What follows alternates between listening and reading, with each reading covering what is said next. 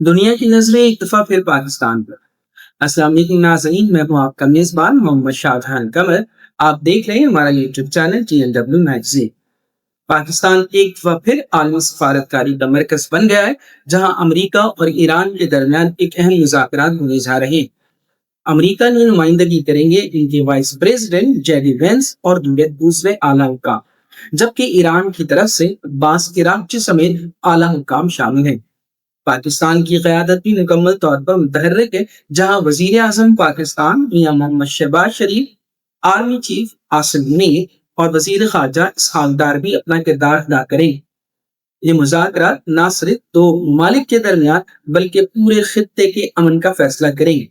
لیکن سوال بہت اہم ہے، کیا یہ مذاکرات کامیاب ہوں گے؟